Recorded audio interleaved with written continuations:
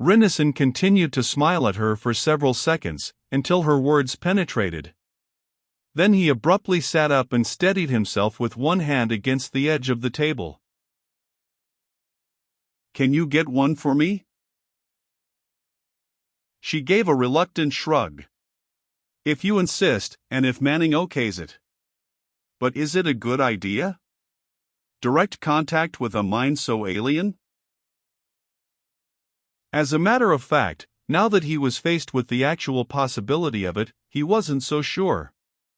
But he said, "We'll only know once we've tried it." Mara dropped her eyes and swirled her drink, watching the tiny red spots form inside the glass and rise to the surface. There was a brief silence between them.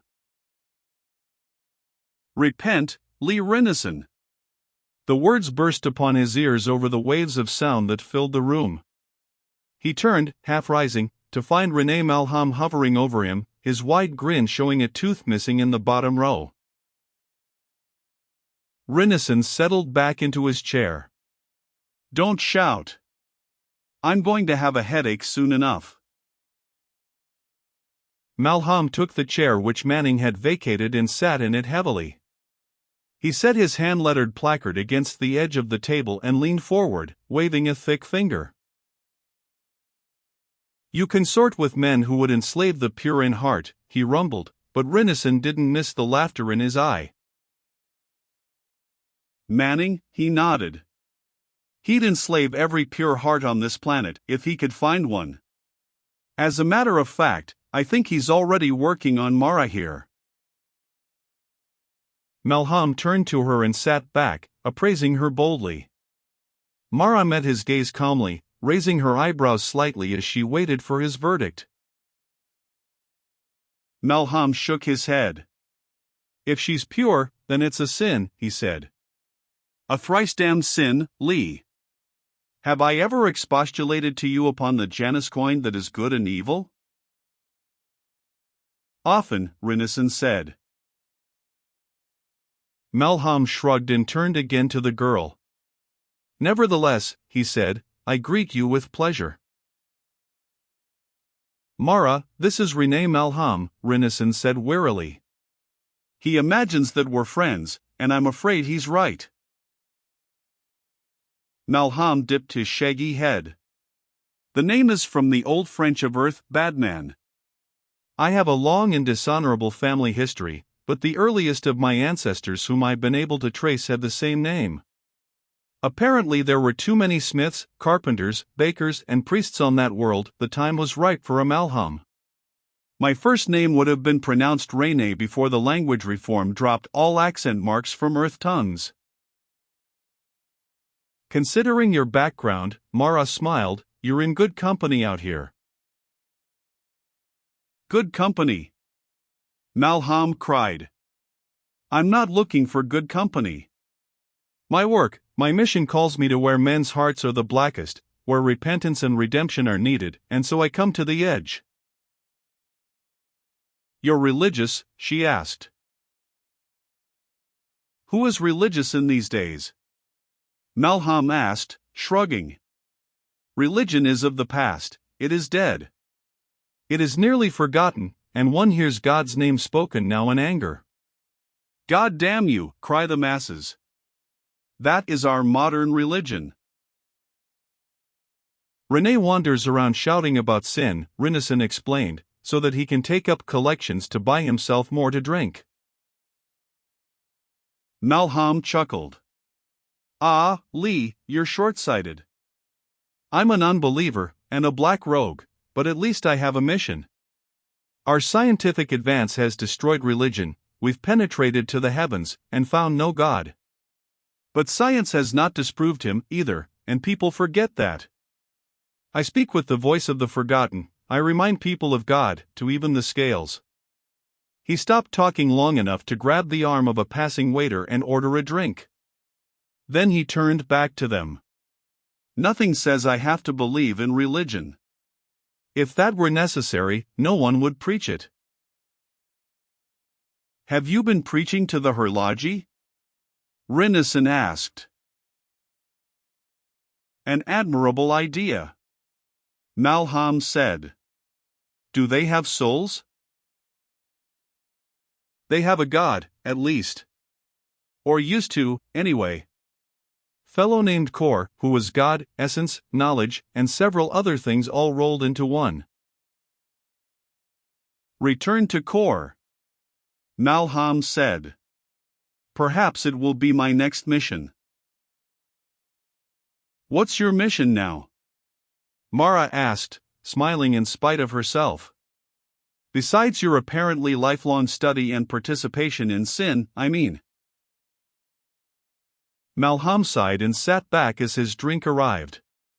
He dug into the pouch strung from his waist and flipped a coin to the waiter. Believe it or not, I have one, he said, and his voice was now low and serious. I'm not just a lounger, a drifter. What are you? I am a spy, he said, and raised his glass to drain half of it with one swallow. Mara smiled again, but he didn't return it. He sat forward and turned to Rinneson. Manning has been busily wrapping up the appointment for the governorship here, he said. You probably know that.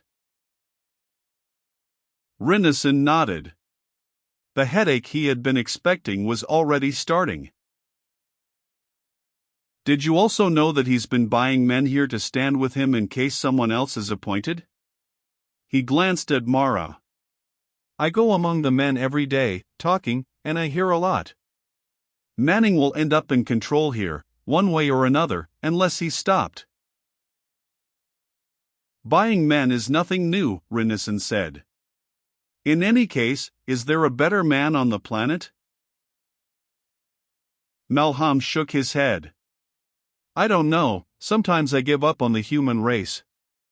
Manning at least has a little culture in him, but he's more vicious than he seems, nevertheless. If he gets control here, it will be no worse than any of the other planets out here, Rinneson concluded for him. Except for one thing, perhaps, the Herlogi. I don't have much against men killing each other, that's their own business. But unless we get somebody better than Manning governing here, the Herlogi will be wiped out. The men here are already talking, they're afraid of them. Why? The Herlogi are harmless. Because of their size, and because we don't know anything about them.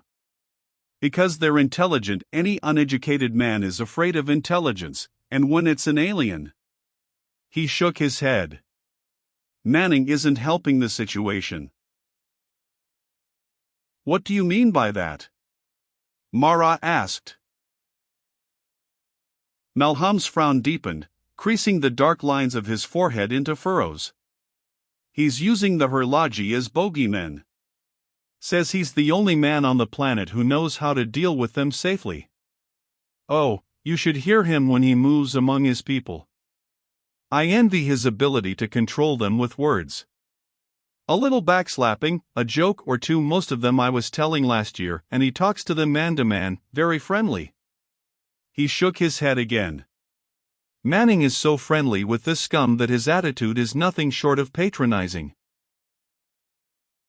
Rinneson smiled wearily at Malham. For all the man's wildness, he couldn't help liking him. It had been like this every time he had run into him, on a dozen of the Edgeworlds. Malham, dirty and cynical, moved among the dregs of the stars preaching religion and fighting the corporations, the opportunists, the phony rebels who wanted nothing for anyone but themselves. He had been known to break heads together with his huge fists, and he had no qualms about stealing or even killing when his anger was aroused. Yet there was a peculiar honesty about him. You always have to have a cause, don't you, Renee? The graying giant shrugged. It makes life interesting, and it makes me feel good sometimes. But I don't overestimate myself, I'm scum, like the rest of them. The only difference is that I know it, I'm just one man, with no more rights than anyone else, except those I can take. He held up his large knuckled hands and turned them in front of his face. I've got broken bones in both of them. I wonder if the Buddha or the Christ ever hit a man. The books on religion that are left in the repositories don't say. Would it make any difference if they hadn't? Rinnison asked. Hell, no. I'm just curious. Malham stood up, hefting his repentance sign in the crook of one big arm. His face again took on its arch look as he said, "My duty calls me elsewhere. But I leave you with a message from the scriptures, and it has been my guiding light. Resist not evil, my children. Resist not evil." Who said that? Rinnison asked. Malham shook his head. Damned if I know, he muttered, and went away. After a moment Rinnison turned back to the girl. She was still watching Malham thread his way through the men on his way to the door. "So now you've met my spiritual father," he said. Her deep brown eyes flickered back to his. "I wish I could use a telepather on him. I'd like to know how he really thinks." "He thinks exactly as he speaks," Rinnison said. "At least, at the moment he says something, he believes in it." She smiled. "I suppose that's the only possible explanation for him." She was silent for a moment, her face thoughtful. Then she said, "He didn't finish his drink." "You're all hooked up," the girl said. "Nod or something when you're ready." She was bent over the telepather, double-checking the connectives and the blinking meters. Rinnison and Horn sat opposite each other, the huge dark mound of the alien looming silently over the Earthman. He never seemed upset, Rinnison thought, looking up at him. Except for that one time when they'd run into the stone wall of the block on Tebran, Horn had displayed a completely even temperament, unruffled, calm, almost disinterested. But of course if the aliens had been completely uninterested in the Earthmen's probings at their history they would never have cooperated so readily. The Herlogi were not animals to be ordered about by the Earthmen. Probably the codification of their history would prove useful to the aliens too. They had never arranged the race memory into a very coherent order themselves. Not that that was surprising, Rinnison decided. The Herlogi had no written language, their telepathic abilities had made that unnecessary, and organization of material into neatly outlined form was a characteristic as much of the Earth languages as of Terran mentality. Such organization was not a Herlogi trait apparently, at least not now in the twilight of their civilization. The huge aliens lived dimly through these centuries, dreaming in their own way of the past, and their way was not the Earthmen's. So if they cooperated with the survey team on codifying and recording their history, who was the servant? Well, with the direct linkage of minds the work should go faster. Rinnison looked up at Mara and nodded, and she flicked the connection on the telepather. Suddenly, like being overwhelmed by a breaking wave of seawater, Rinnison felt Horn's mind envelope him. A torrent of thoughts, memories, pictures and concepts poured over him in a jumble. The sensory sensations of the alien came to him sharply, and memories that were strange, ideas that were incomprehensible, all in a sudden rush upon his mind. He fought down the fear that had leapt in him, gritted his teeth and waited for the wave to subside. It did not subside, it settled. As the two minds, Earthman and Herlogi, met in direct linkage they became almost one. Gradually Rinnison could begin to see some pattern to the impressions of the alien. The picture of himself came first. He was small and angular, sitting several feet below Horn's or his own eyes, but more than that, he was not merely light, but pallid, not merely small, but fragile. The alien's view of reality, even through his direct sensations, was not merely visual or tactile but interpreted automatically in his own terms. The odor of the hall in which they sat was different, the very temperature warmer. Rinnison could see himself reeling on the stone bench where he sat, and Mara, strangely distorted, put out a hand to steady him. At the same time he was seeing through his own eyes, feeling her hand on his shoulder. But the alien sensations were stronger, their very strangeness commanded the attention of his mind. He righted himself, physically and mentally, and began to probe tentatively in this new part of his mind. He could feel Horn too reaching slowly for contact. His presence was comfortable, mild, confused but unworried. As his thoughts blended with Horn's, the present faded perceptibly. This confusion was merely a moment in centuries, and soon too it would pass. Rinnison could feel himself relaxing. Now he could reach out and touch the strange areas of this mind, the concepts and attitudes of an alien race and culture and experience. Everything became dim and dreamlike. The Earthmen possibly didn't exist. The dry wastes of Hurlich had always been here, or perhaps once they had been green, but through 4 generations the large hall had stood thus, and the animals changed by the day too fast to distinguish them even under Kor if he should be reached. Why? There was no reason. There was no purpose, no goal, no necessity, no wishing, questing, hoping, no curiosity. All would pass. All was passing even now, perhaps already it was gone. Rinnison shifted where he sat, reaching for the feeling of the stone bench beneath him for equilibrium, pulling out of Horn's thoughts and going back in almost immediately. A chaos of mind enveloped him, but he was beginning to familiarize himself with it now. He probed slowly for the memories, down through Horn's own personal memories of 3 centuries, dry feet on the dust and low winds, down to the racial pool. And he found it. Even knowing the outlines of the race's history did not help Rinnison to place and correlate those impressions which came to him one on top of another, overlapping, merging, blending. He saw buildings which towered over him, masses of his people moving quietly around him, and thoughts came to him from their minds. He was Norhib, artisan, working slowly day by. He was Rashanna, approaching the gate of the wall and looking. He was Loreen, discussing the site where. He was digging the ground, pushing the heavy cart, lying on the pelt of animals, demolishing the building which would soon fall, instructing a child in balance. A dirt-caked street stretched before him by night, the stones individually cut and smooth with the passage of heavy feet.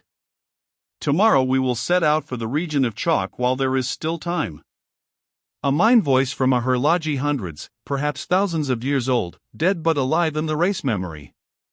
Rinnison could feel the whole personality there, in the memories, but he passed on. Merba has said that the priests will take him. There is no need for planting this year, the soil is dry. There is no purpose. The child's mind is ready for war. He felt Horn himself watching him, beside him or behind him, nearby, anyway. The alien heard and saw with him, and stayed with him like a protector. Rinnison felt his presence warmly. The calm of the alien continued to relax him. Old leather mother hen, he thought, and Horn beside him seemed almost amused. Suddenly he was Tebran. Tebran Marl, prince in the region of mines, young and strong and ambitious. Rinnison caught and held those impressions. He felt the muscles ripple strangely through his body as Tebran stretched, felt the cold wind of the flat cut through his loose garment.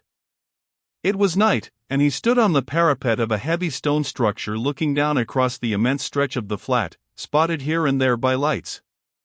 He controlled all this land, and would control more. He was Tebran again, marching across the flat at the head of an army. Metal weapons hung at the sides of his men, crudely fashioned bludgeons and jagged-edged swords, all quickly forged in the workshops of the region of mines. The babble of mind voices swelled around him, fear and anger and boredom, dull resentment, and other emotions Rinnison could not identify. They were marching on the city of the temple. He slipped sideways in Tebran's mind, and suddenly he was in the middle of the battle. There was dust all around, kicked up by the scuffling feet of the huge warriors, and his breath came in gasps. Mind voices shouted and screamed, but he paid no attention. He swung his bludgeon over his head with a ferocity that made it whistle with a low sound in the wind. One of the defenders broke through the line around him, and he brought the bludgeon smashing down at him before he could thrust with his sword. the warrior fell to one side at the last moment and took the blow along one arm. He could feel the pain in his own mind, but he ignored it. Before the warrior could bring up his sword again, Tebrin crushed his head with the bludgeon, and the scream of pain in his own head disappeared.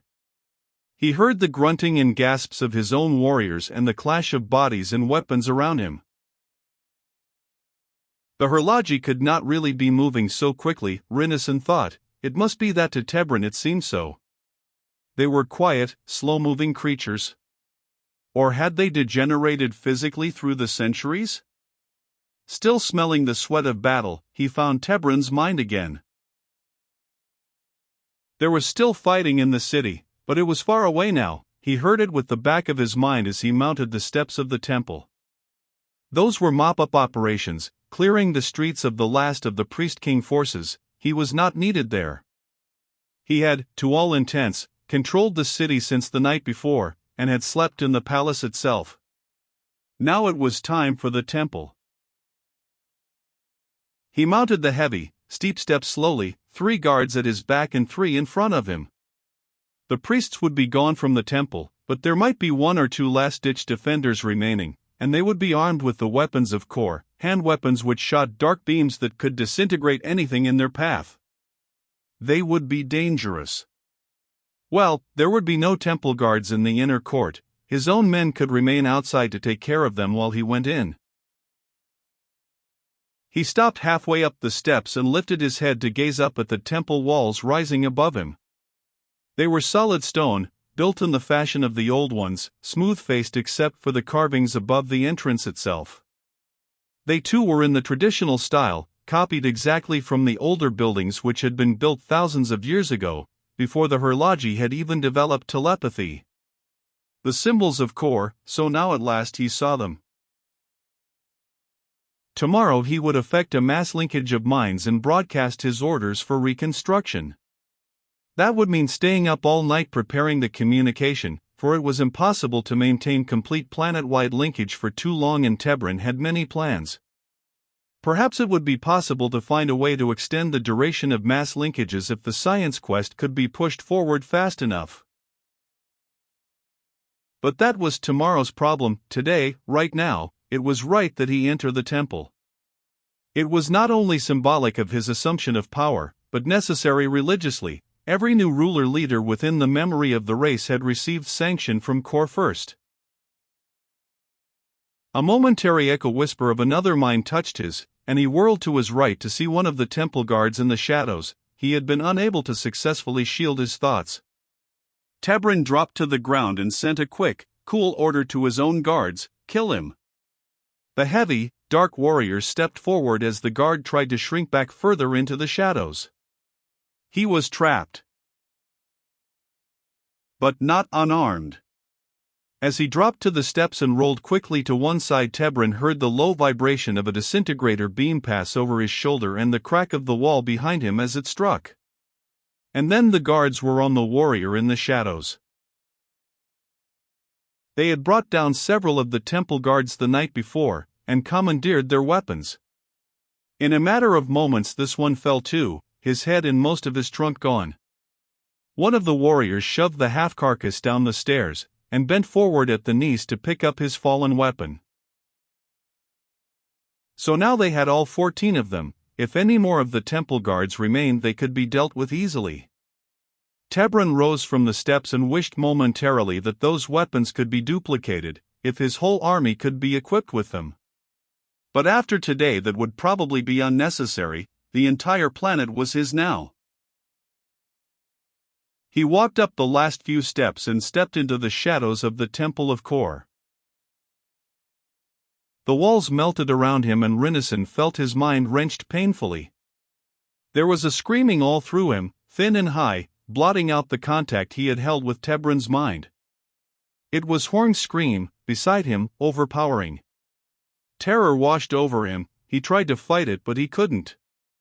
The shadows of the walls twisted and faded, Tebrin's thoughts disappeared, and all that remained was the screaming and the fear, like a mouth open wide against his ear and hot breath shouting into him. He felt his stomach turn and nausea and vertigo threw him panting out of Tebrin's mind. Yet Horn was still beside him in the darkness, and as the echoes faded he felt him there, alien, but calm. There had been fear in this huge alien mind, but it had disappeared almost immediately with the breaking of the connection with Tebrin. All that remained in Horn's mind now was a dull quietness. Rinnison felt a rueful grin on his face, and he said, perhaps aloud and perhaps not, you haven't forgotten what happened here, old leather. The memories are there, all right. From Horn's mind came a slow rebuilding of the fear that he had just experienced, but it subsided. And as it did, Rinnison probed again into his mind, searching quickly for that contact he had just lost. He could almost feel Tebrin's mind, began to see the darkness forming the wall shadows, when again there was a blast of the terror and he felt his mind reeling back from those memories. The screaming filled his mind and body, and this time he felt Horn himself blocking him, pushing him back. But there was no need for that, the fear was not Horn's alone. Rinnison felt it too, and he retreated before its onslaught with an overpowering need to preserve his own sanity. When the darkness subsided, Rinnison became aware of himself still sitting on the stone bench, sweat drenching his body. Horn sat before him in the same position he had been in when they had started. It was as if nothing had happened at all. Rinnison wearily raised one hand and motioned to Mara to break the linkage. She switched off the telepather and gingerly removed the wires from his head, frowning worriedly at him. But she waited for him to speak. He grinned at her after a moment and said, "It was a bit rough in there. We couldn't break through." She was removing the wires from Horn, who sat unmoving, staring dully over Rinnison's shoulder at the wall behind him. "You should have seen yourself when you were under," she said. "I wanted to break the connection before, but I wasn't sure." Rinnison sat forward and flexed the muscles of his shoulders and back. They ached as though they had been tense for an hour, and his stomach was still knotted tight. "There's a real block there," he said. "It's like 1,000 screaming birds flapping in your face. When you get that far into his mind, you feel it too." He sat staring down at his feet, exhausted mentally and physically. She sat on the bench and looked closely at him. "Anything else?" "Yes, Horn. At the end, the second time I went in, I could feel him, not only fighting me, but hating me." He looked up at her. "Can you imagine actually feeling him, right next to you in your mind like you were one person, hating you?" Across from them, the huge figure of the alien slowly stood up and looked at them for several long seconds, then turned and left the building.